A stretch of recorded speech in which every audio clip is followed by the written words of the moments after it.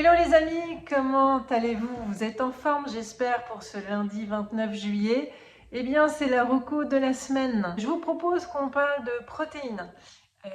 L'atelier du 18 juillet nous a permis d'en parler un petit peu. Les participants et ceux qui ont vu le replay m'ont posé des questions et ont souhaité en savoir un peu plus. Du coup, je vous propose qu'on s'attarde un petit peu sur ce sujet qui est très important.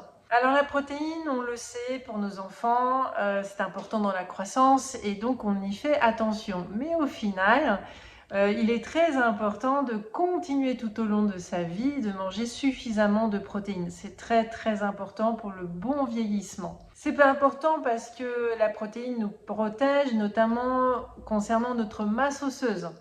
Et également nos tissus, la peau. Donc si on veut bien vieillir, avoir une belle peau sans rides, eh bien il faut manger de la protéine. L'autre avantage de la protéine, c'est que ça nous donne des acides aminés essentiels, ça protège le système immunitaire, et puis en termes de sensation quand on mange, comme c'est assez long à digérer, eh bien nous avons en fait une sensation de faim qui est beaucoup plus réduite et ça réduit les fringales, donc ça nous permet de garder la ligne. Là où il faut faire attention, c'est qu'on a tendance ces derniers temps à croire que ça fait grossir, je viens de vous dire l'inverse, et aussi que ça donne la mauvaise graisse. En fait, les protéines, quand on mange les bonnes protéines, attention, qui font que ça va vous donner de l'énergie pour toute la journée et vous maintenir votre masse osseuse et préserver votre peau, eh bien, en fait, la protéine va en fait plutôt augmenter votre masse maigre et plutôt réduire votre masse grasse. Donc en fait, manger des protéines, c'est plutôt une bonne idée pour garder la ligne et honnêtement, je vous avoue que mon expérience personnelle me l'a prouvé. J'avais pas vraiment cette notion à l'époque et quand j'ai dû changer d'alimentation, on a dû rééquilibrer. Et mon médecin m'a effectivement très sensibilisée sur l'importance de la protéine pour soutenir en fait ma santé, réduire l'inflammation intestinale et permettre d'être en énergie.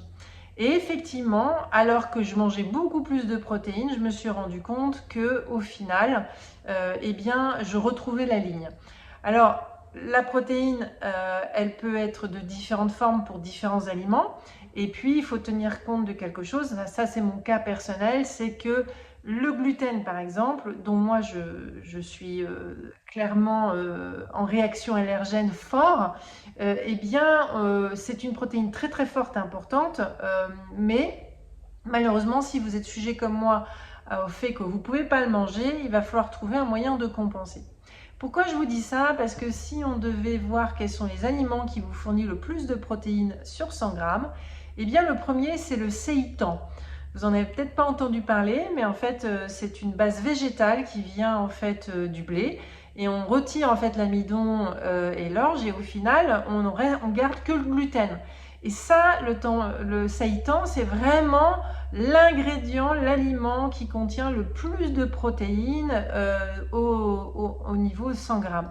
Donc, le premier élément que vous pouvez peut-être acheter, c'est celui-ci. Après, il faut goûter, il faut voir si vous aimez. Évidemment, les viandes, le poisson. Et pour éviter d'être dans quelque chose de trop lourd, indigeste, privilégiez tous les viandes et poissons blanches.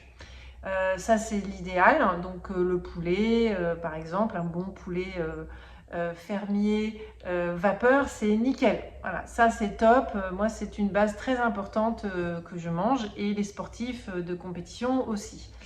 On sait aussi qu'on a un bon grammage de protéines dans le tempeh, le tofu. Donc tout ça sont des bases végétales. On le sait aussi dans les légumineuses. Donc c'est juste pour vous dire que quel que soit votre choix alimentaire, même si vous voulez manger végétarien, il y a vraiment moyen de manger une bonne base protéine. Je le rappelle, ce qu'on a évoqué lors de l'atelier, d'ailleurs tout le monde s'est amusé à calculer son besoin en grammes de protéines. Donc la base c'est 1 à 1,5 g multiplié par le poids. Si vous faites 70 kg, et ben en fait globalement vous multipliez par 1,5.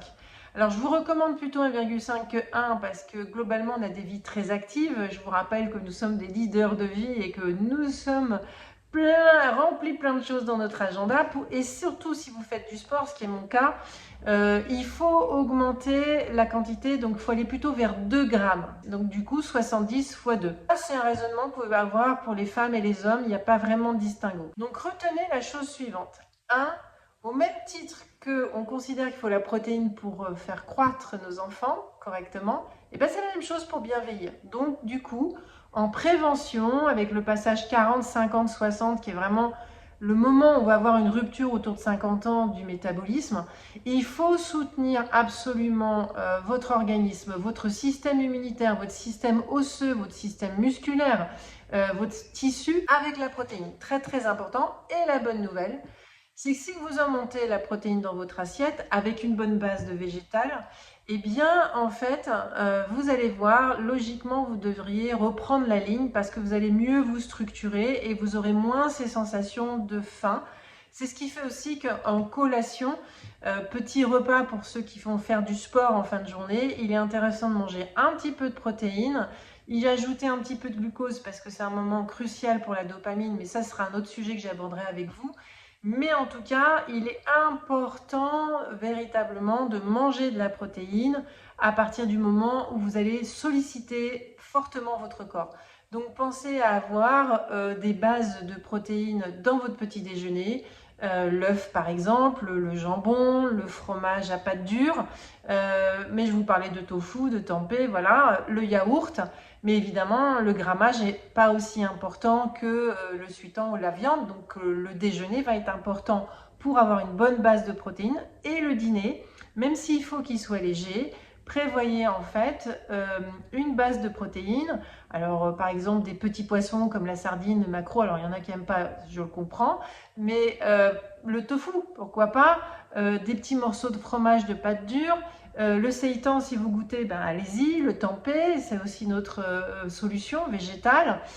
Ou alors des petits morceaux de poulet que vous parsemez ou des petits morceaux de poisson blanc, des petites quantités. Mais assurez-vous d'avoir toujours une base de protéines dans vos repas tout au long de la journée, surtout si vous êtes un leader de vie. Je vous souhaite une très bonne semaine. Soyez en forme. Donc n'oubliez pas, buvez de l'eau, mâchez et mangez des protéines. Et je vous donne rendez-vous au prochain rendez-vous Marocco de la semaine, lundi prochain.